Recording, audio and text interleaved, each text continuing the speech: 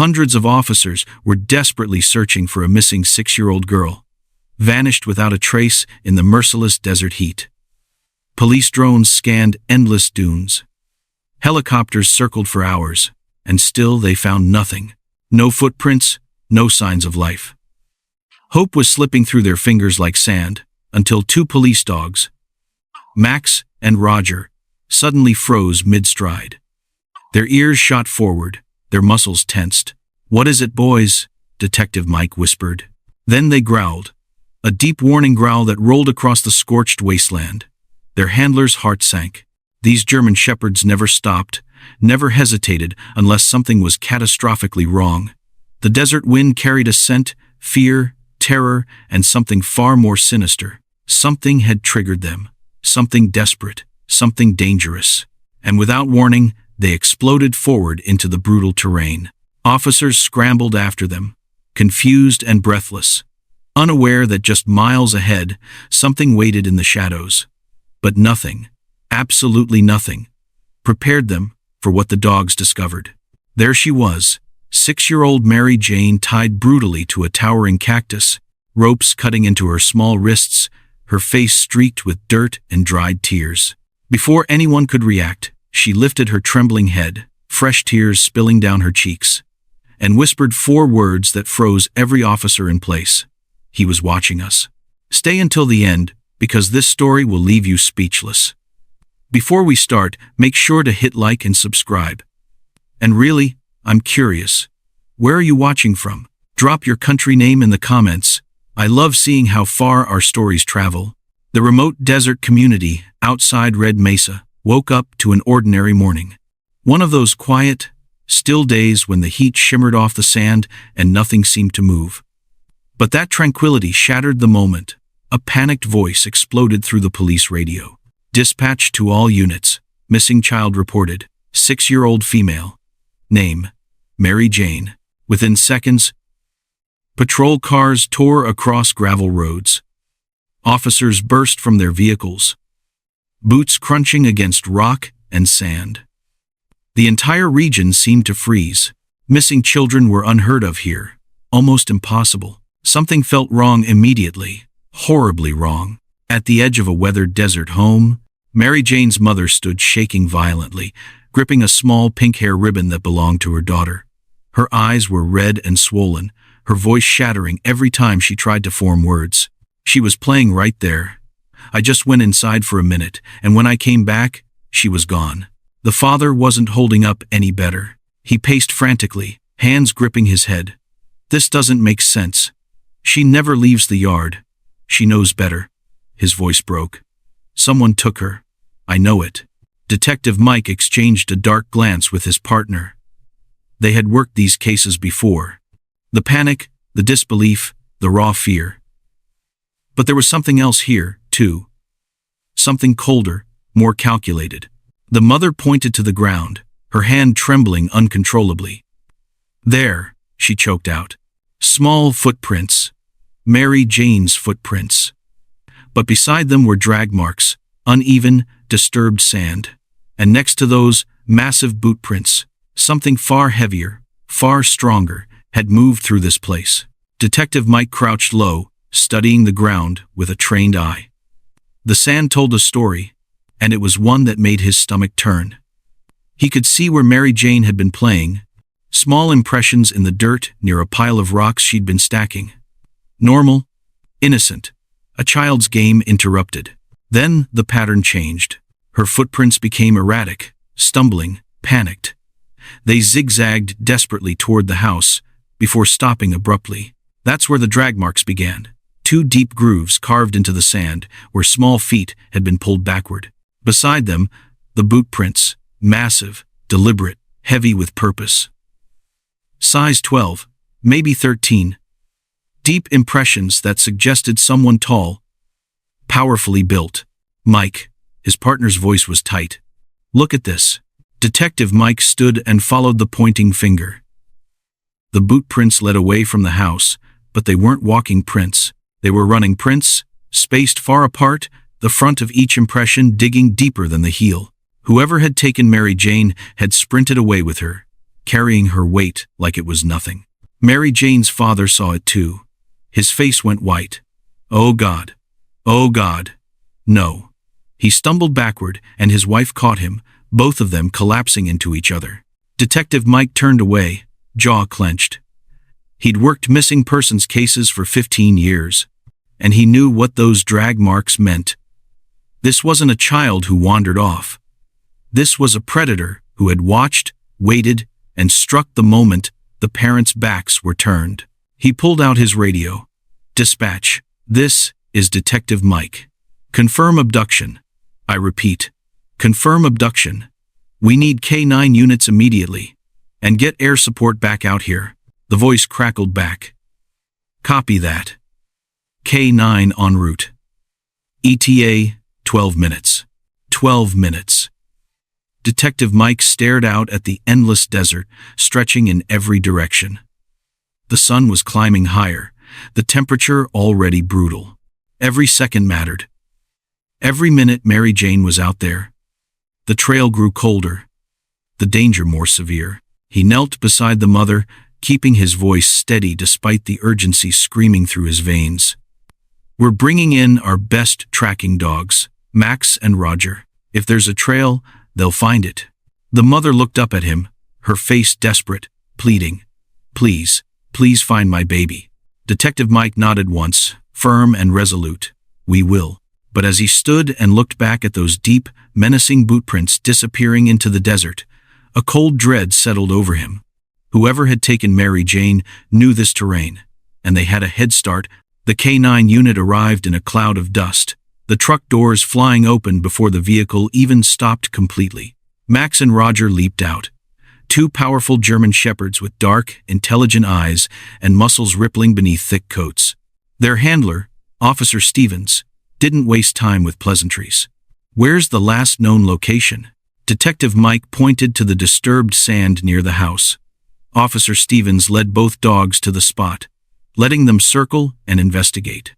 Max dropped his nose immediately, sniffing in tight patterns. Roger followed, his body tense and alert. Then something changed. Max's head snapped up, his ears flattened. A low, guttural growl rumbled from deep in his chest. Roger joined him, both dogs suddenly rigid, staring toward the western desert hills. What have you got, boys? Officer Stevens asked. Max didn't follow the visible boot prints. Instead, he veered sharply left, pulling hard against his lead. Roger mirrored him exactly. Both dogs locked onto something the humans couldn't see, couldn't smell. They're not following the tracks, Detective Mike said, confused. Officer Stevens shook his head, trust in his eyes. They're following something stronger. Fear leaves a scent. Adrenaline, stress hormones, terror. These dogs can smell it from miles away. Max and Roger moved faster now, noses sweeping across the sand in urgent, systematic patterns. They weren't tracking footprints. They were tracking invisible chemical signatures, the biological breadcrumbs of pure panic. 50 yards out, Roger stopped abruptly and began digging. Detective Mike rushed over. Beneath the surface sand, the boot prints reappeared. Deeper here. More deliberate. The kidnapper had tried to cover his trail near the house, but hadn't bothered once he thought he was far enough away. Max barked once, sharp and commanding, then bolted forward. Roger followed instantly. Both dogs were running now, pulling their handlers at a sprint. They've got it, Officer Stevens shouted. They've locked onto the trail. Detective Mike ran behind them, his radio bouncing against his hip. The boot prints grew more frequent, more visible. Whoever had taken Mary Jane had been running hard, carrying extra weight. The impressions were so deep they'd punched through the top layer of sand into the harder earth beneath. Max suddenly stopped and growled again, this time facing a cluster of jagged rocks ahead. His body language changed, became defensive, territorial. Roger positioned himself beside his partner, both dogs staring at the same point. Something was out there. Something close, and the dogs knew it before anyone else did. The terrain shifted violently. What had been open desert suddenly transformed into a nightmare landscape of towering saguaro cacti and sprawling patches of chaya, their spines gleaming like thousands of tiny needles under the merciless sun. Max and Roger navigated it effortlessly, weaving between the dangerous plants with practiced precision. The humans weren't so lucky. "Watch your step," Officer Stevens warned, as Detective Mike nearly brushed against a barrel cactus. But the dogs weren't slowing down. If anything, they were more focused, more determined. Max's nose worked overtime, sweeping left and right, processing scents the officers couldn't begin to comprehend. Then he stopped so suddenly that Officer Stevens nearly tripped over him.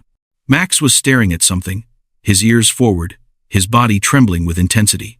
There, caught on a tall cactus spine about 3 feet off the ground, was a small scrap of fabric, pink fabric. Detective Mike's heart hammered. He pulled an evidence bag from his pocket and carefully removed the torn piece. It was definitely from a child's shirt, the edges ragged where it had been ripped away. "That's hers," he said quietly.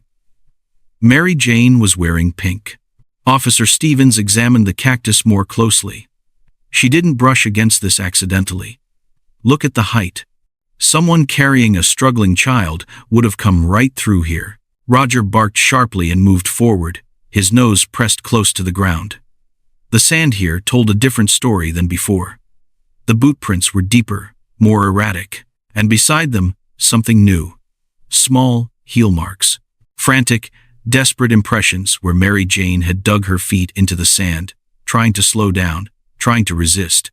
The drag marks were more violent here too. Wider, more chaotic. She had fought. Hard. Detective Mike's jaw clenched. She was fighting him the whole way. Max picked up speed again, his body language shifting from investigative to aggressive. The scent was getting stronger, fresher. Roger stayed close beside him, both dogs working in perfect synchronization, their training and instinct fusing into something almost supernatural. The boot prints grew deeper still, punching into the sand with brutal force. Whoever had taken Mary Jane was tiring, struggling with her weight and her resistance. Good. That meant he'd slowed down. That meant they were gaining ground. Ahead, the landscape dipped sharply into a narrow ravine, walls of red rock rising on either side. Max and Roger didn't hesitate. They plunged forward into the shadows, their growls echoing off stone. And somewhere in that darkness, Detective Mike knew, Mary Jane was waiting. The ravine swallowed them whole. Sunlight barely penetrated the narrow gap between the towering rock walls, casting everything in deep shadow.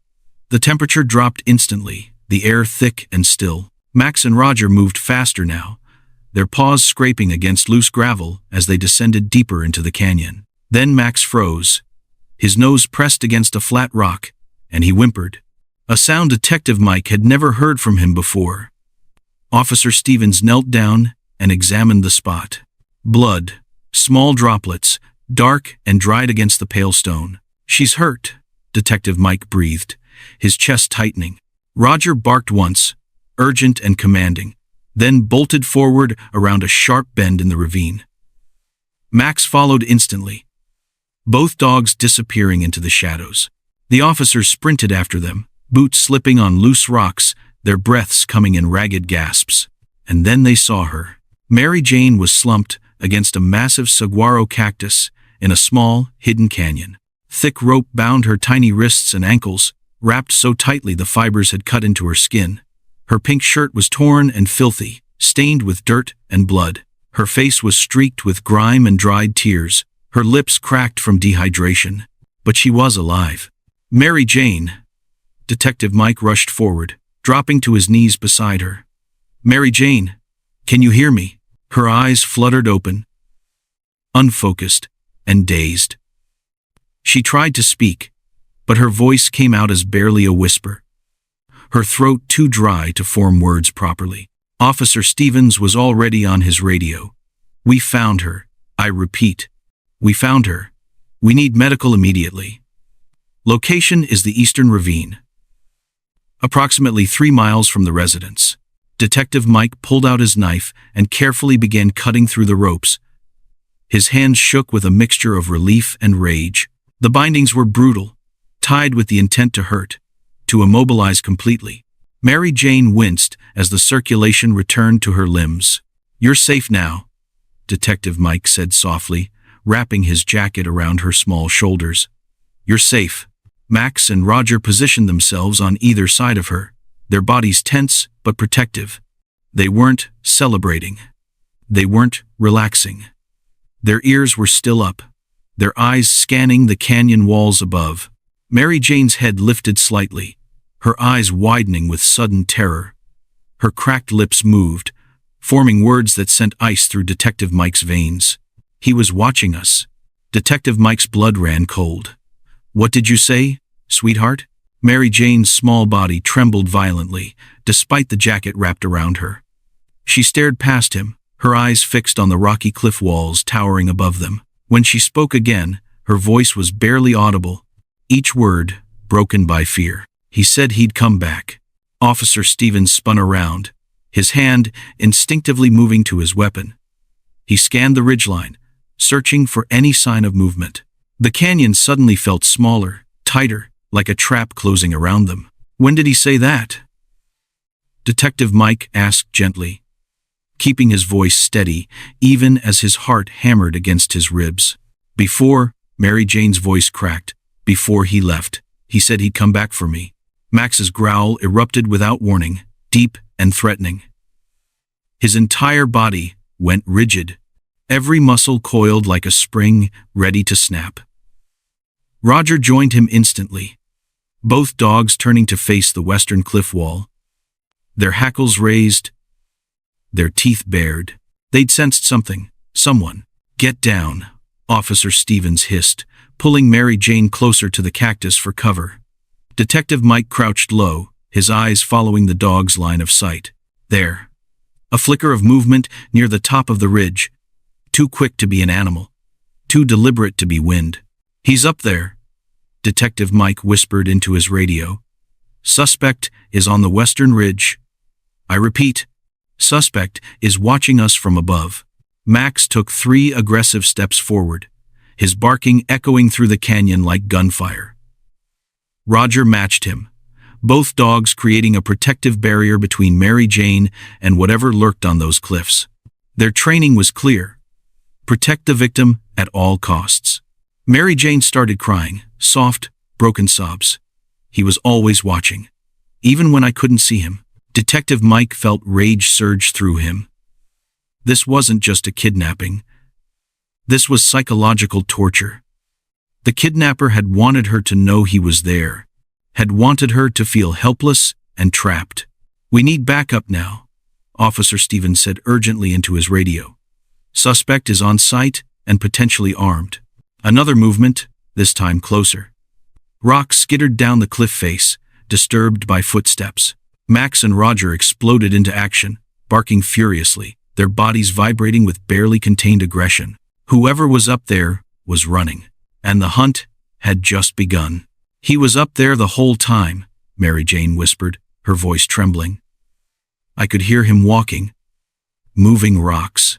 Detective Mike's jaw clenched. The kidnapper had been watching them, waiting, probably planning his next move. But now that he'd been spotted, he was fleeing. Max didn't wait for commands. He launched himself up the steep incline, his powerful legs propelling him over loose rocks and desert brush. Roger followed immediately, both dogs scrambling up the treacherous slope with single-minded determination. Officer Stevens released their leads, knowing they'd move faster without restraint. "Go get him, boys," he shouted. Detective Mike spoke rapidly into his radio. "All units. Suspect is fleeing west from our location. 2 canine seconds in pursuit. Move to intercept." The dogs disappeared over the ridge in seconds, their barking echoing back down into the canyon. Detective Mike turned to his partner. "Stay with Mary Jane. Medical is 3 minutes out. I'm going after them." He didn't wait for a response. He grabbed the rocky wall and began climbing, his boots slipping on loose gravel, his hands scraping against stone. The incline was brutal, nearly vertical in places, but he pushed through the burning in his legs and lungs. When he reached the top, he found Max and Roger circling a small clearing. Their barking had changed, become sharper, more focused. They'd found something. Detective Mike approached carefully, his hand on his weapon. There, hidden behind a cluster of rocks, was a makeshift camp. A threadbare blanket lay crumpled on the ground. Empty water bottles scattered around. And there, glinting in the harsh sunlight, a dirty knife with dried blood on the blade. His stomach turned. This was where the kidnapper had been staying, watching Mary Jane, waiting. Max barked and pawed at the ground near the edge of the camp. Fresh footprints, deep and panicked, led away into the desert. The kidnapper had grabbed nothing when he fled, had left everything behind in his desperate escape. "He's running scared," Detective Mike muttered. Roger's nose was already on the trail, following the scent with laser focus. The dogs bolted again, this time heading toward a series of dark ravines cut deep into the red rock landscape. Detective Mike followed, his radio crackling with updates. Other units were converging on the area, creating a perimeter. The kidnapper was boxed in.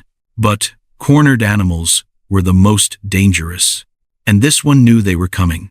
The ravine ahead yawned open like a mouth, narrow and impossibly dark. Max and Roger plunged into it without hesitation, their barking bouncing off the stone walls in chaotic echoes. Detective Mike pulled his flashlight and followed, the beam cutting through shadows thick as smoke. The temperature dropped instantly. The walls pressed in so close he could touch both sides with his arms extended. His flashlight caught movement ahead, Max and Roger's silhouettes racing deeper into the darkness. Then the barking changed, became aggressive, territorial. They'd found him. Detective Mike rounded a sharp bend and his flashlight illuminated the scene. The suspect was backed against the far wall of the ravine, a tall, heavy-set man with wild eyes and a dirt-streaked face. His clothes were torn, his hands bleeding from the rocks, and in his right hand he gripped a rusted metal pipe, raised like a weapon. "Police! Drop it!" Detective Mike shouted, his gun drawn. The man's lips pulled back in a snarl. "Call off your dogs or, I swear I'll—" Max didn't give him the chance to finish. The German shepherd launched himself forward, jaws snapping at the man's weapon arm. The suspect swung the pipe violently. But Max was too fast, too trained. He dodged and came in again from a different angle. Roger attacked from the opposite side. A perfectly coordinated assault. The suspect tried to track both dogs at once, spinning frantically, the pipe whooshing through empty air. He couldn't focus on both animals, couldn't predict their movements. Get back! Get back!" the man screamed, panic cracking his voice. Max feinted left, drawing the pipe swing. Then Roger lunged low, his teeth clamping onto the man's calf. The suspect howled and stumbled. The pipe clattered against stone as his grip faltered. Detective Mike moved in fast. He kicked the pipe away and drove the man face first into the dirt, wrenching his arms behind his back. Handcuffs clicked into place with satisfying finality. "You're done," Detective Mike growled. The suspect was breathing hard, his face pressed into the sand, blood trickling from where Roger's teeth had found their mark. Max and Roger stood on either side, their bodies still tense, still ready. "You have the right to remain silent," Detective Mike began, his voice cold and measured. But as he hauled the man to his feet, he noticed something. The suspect was smiling. A thin, disturbing smile that didn't belong on a captured criminal's face. "What's so funny?" Detective Mike demanded. The man's smile widened. "You think you got me, but you have no idea what's really happening here." The interrogation room was cold and sterile, fluorescent lights humming overhead. The suspect sat across from Detective Mike, handcuffed to the table, that same unsettling smile still playing at his lips. His name was Ray Kowalski, age 42. "Mary Jane is safe," Detective Mike said, his voice level. "She's with her parents. Medical cleared her." "You failed." Ray laughed, a hollow sound that echoed off the concrete walls. "Failed? You really don't get it, do you?" Detective Mike leaned forward. "Then explain it to me. That little girl?" Ray's eyes glittered with something dark. "She wasn't the first." Won't be the last either. The words hit like a punch to the gut. Detective Mike kept his expression neutral, but his hands clenched beneath the table. How many? Ray shrugged, enjoying the power his silence held. I don't keep count. That's not my job. Your job? I just bring them. Ray's smile never wavered. I'm the delivery guy. Nothing more. Detective Mike's blood ran cold. Who are you bringing them to? Ray leaned back in his chair, his handcuffs rattling against the metal table. Someone smarter than you. Someone you'll never find. He paused, letting the weight of his words settle. I'm expendable. That's the whole point. You caught me. Congratulations. But he's still out there. And he's already planning the next one. The door opened and Officer Stevens appeared. Mike, we need you outside. Detective Mike stood slowly, his eyes never leaving Ray's face. We're not done here. Oh, we are, Ray said softly. You just don't know it yet. Outside the police station, a small crowd had gathered. Local news cameras pointed at a makeshift stage where the police chief stood beside Max and Roger. Both dogs sat at attention, their handlers beside them, pride evident on every face. Today, we honor two heroes, the chief announced. Max and Roger, whose incredible skill and dedication saved 6-year-old Mary Jane's life. The crowd applauded as medals were placed around both dogs' necks, the Medal of Valor gleaming in the afternoon sun. Max's tail wagged slightly. Roger remained stoic, professional to the end. Mary Jane was there too, standing between her parents, her small hand waving at the dogs who had found her. She was smiling now, truly smiling, the trauma beginning to fade. But Detective Mike couldn't celebrate. Not yet. His mind replayed Ray's words. Someone smarter than you. Someone you'll never find. There was another kidnapper out there, a leader. And this was far from over. Detective Mike was reviewing forensic photos when Officer Stevens burst into his office, a manila folder clutched in his hand. His face was pale. We've got a problem. Detective Mike looked up. What is it? Officer Stevens spread crime scene photos across the desk. Images of the makeshift camp, the abandoned blanket, the knife. But these photos were different, enhanced, marked with evidence tags. Forensics analyzed the boot prints at the camp. Stevens pointed to two distinct impressions circled in red. There were two different sets, two adults. Detective Mike's stomach dropped. Ray hadn't been lying. There had been someone else. Someone who'd been at that camp, who'd watched Mary Jane, who'd escaped before they even knew to look. Boot sizes are different. Different tread patterns. Different gait analysis. Stevens pulled out another photo. This second set leads away from the camp, heading northeast. They're at least 8 hours old, maybe more. Whoever it was left long before we arrived. Detective Mike stood abruptly. Ray said he brings them to someone. This is the partner, the leader, and he's still out there. The words hung in the air like a death sentence. They'd celebrated too soon. Saved Mary Jane, arrested the kidnapper, but the architect of it all had simply vanished into the desert, like smoke. Detective Mike grabbed his radio. I want a full search of that northeast trail. Max's growl cut him off. Deep, threatening, the same sound he'd made in the desert when he sensed danger. Detective Mike spun around. Both Max and Roger were on their feet in the corner of the office where they'd been resting, their bodies rigid, staring intently at the window. What is it, boys? Officer Stevens moved toward the glass. Roger's hackles rose. His lips pulled back from his teeth. Both dogs were fixated on something outside, something in the parking lot below. Officer Stevens pressed his face to the window, scanning the area. Then he froze. Mike. 3 o'clock. Dark hoodie. Detective Mike rushed to the window. There, standing beside a parked car, partially obscured by shadows, was a figure. Tall, broad-shouldered, face hidden beneath a hood. The person wasn't moving, wasn't walking through the lot, just standing. Watching the station entrance. Watching them, that's him, Detective Mike breathed. He bolted for the door, Stevens right behind him. They thundered down the stairs, bursting through the station entrance into the parking lot. Their eyes swept the area frantically. Nothing. Empty spaces, parked cars, but no hooded figure. He'd vanished. Max and Roger appeared beside them, still growling, their noses working the air. They'd sensed him.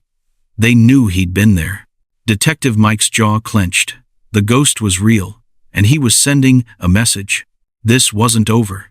If you liked this video and want to see more just like it, then make sure to hit like, share, and subscribe. And I'm genuinely curious, where are you watching from? Drop your country name in the comments. I love seeing how far these incredible stories reach.